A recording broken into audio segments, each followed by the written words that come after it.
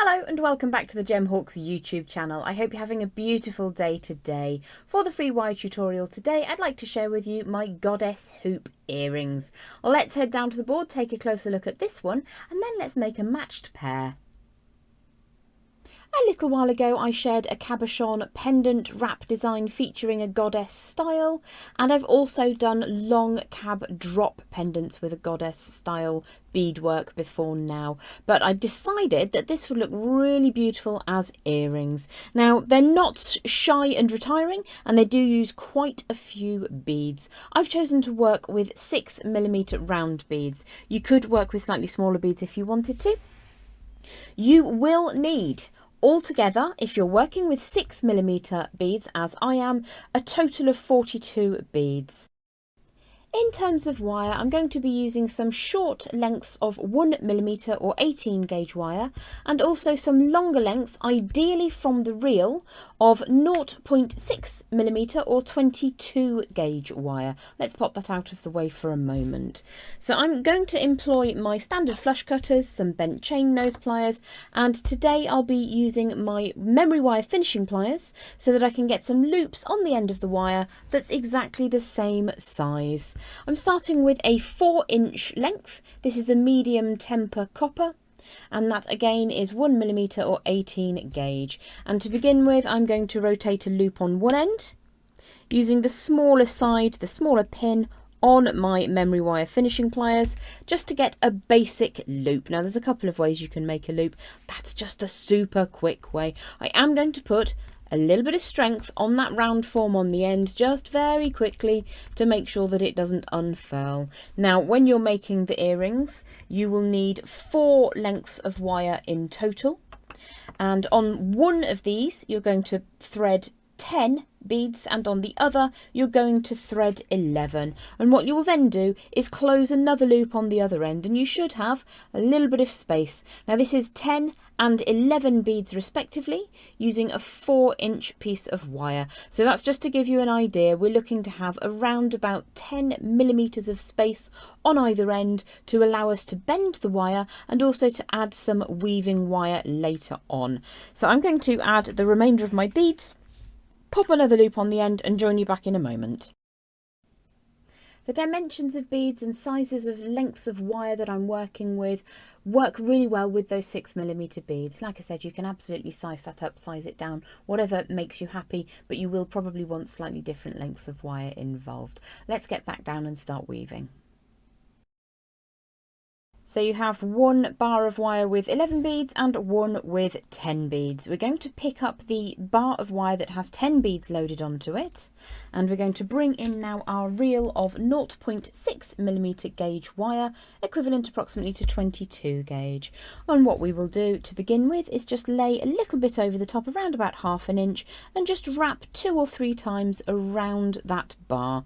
Now if your fingers don't particularly like the feel of the end of that wire, then do feel free to use your pliers to get that nice and tightly rotated around the bar. We do want that to be good and tight because we'll be wrapping over the top of that wire towards the end of today's project. So just smooth that end down, get that a really nice tight neat coil, and then ooch it up towards the loop. It doesn't need to be against the angle change, but it needs to be near to it. So again, just give that a quick check, make sure that you're happy. What we're going to do now is just put a little tiny bit of warmth into that first stretch of wire. Again, work from the reel because it's tricky to guesstimate how much you'll need. What we're looking to do is to keep these 2 bars of wire as straight as possible, but don't overly worry if it goes a little bit awry. We can always just manually move that around as we go. So to start off with, it's a little bit of a piglet. It will wiggle around in your fingers. So I'm going to face the loop so that it's flat to the board, and then I'm going to try and bring in the second piece of wire with those 11 beads on, and I'm just going to scooch up the first bead out of the way from the other one. So let's just bring the other 10 down, one bead up by itself. And what we're looking to do is to get the loops side by side. They will be able to be moved as you go. So if they don't sit opposite to the board for right now, don't overly worry about it. So we're going to just hold those 2 pieces together, and on the section of wire that has 10 beads on the left here on the screen. The wire is above the first bead, coming over to the section of wire that has the 11 beads, and it's passing beneath that first bead. So just pop those side by side and then draw the tail of wire underneath. Now this involves just moving the wire spool across the board for a second. Scooch that up nice and tight and then bring the wire across the back underneath the first bead on the left hand wire. And all we're going to do is just continue in that same way. I'm going to push the next beads into position. The second bead on the left hand wire, not quite so tight just yet until I've brought that wire over the top. Push the second bead on the right hand wire, so you can see that we're getting little diagonal lines moving between those beads. On the wire that has the 10 beads, you start above the first bead. On the wire that has the 11 beads, you bring the wire, the finer gauge wire, across the top underneath that first bead. And then you'll just repeat, so bring that wire across the back in a diagonal. And you can see there that it flows very nicely underneath the second bead on that first bar of wire. Let's bring those 2 beads up into position. You can push them a little bit if you need to, and then bring that finer gauge wire back over the top between the 2 and 3 bead on the left hand wire, and then beneath the number 3 bead on the right hand wire. It's a little bit fluid to begin with, a little bit sketchy, likes to wiggle around. So let's just continue that across the back, creating zigzags. Now the idea is that we keep those loops side by side and ideally a little bit of space up at the top, but because it's a bit of a loosey-goosey weave, we don't want this to be really tight. We want those beads to intercept each other so that they couldn't pass up and down, but not so that they're crushing each other. Let's just do one more and then I'll finish off camera. So let's bring up the next 2 beads. We're going to take that wire over the top, and then you can use the next 2 beads in line to kind of create that space. So just keep going until you get all the way down to the bottom. So when you've got all the way down to the bottom, you've brought that wire across the back and underneath. And what we're going to do is ignore the lowest bead on the right hand wire, the one that had 11 beads, just like we ignored the top bead on that side. We're going to take our soft wire that's still connected to the spool, wrap it one time around just the left wire. You may like to employ your bent chain nose or chain nose pliers just to scooch that little wrap as close as you can to that lowest bead on the left hand wire. If you've got any kinks, just give that a very soft little work. Make sure that's ready to do things for you. Now don't worry overly if there's not equal spaces in those end sections. If you can get them relatively equal, all the better. So what we're going to do now is to bring that wire back in the opposite direction. So to begin with, I'm going to take the wire across diagonally, just making sure that I don't double wrap this lowest little wrap. That's just a little bit of a security blanket for me. So we're going to return to the top, just creating the other side of the zigzag technique. So we're wrapping around the entirety of our work. We're not weaving in between at this stage. So draw from the left hand wire to the right hand wire, from underneath the number 10 bead to underneath the number 10 bead. Drag that across the back gently, and then all we're doing here is filling in the blanks. So it's a beautiful weave. Continue all the way up to the top. As I'm moving my finger across the wire, allowing it to go into the weave, it's very gently warming it just enough for it to be fluid to work on this design.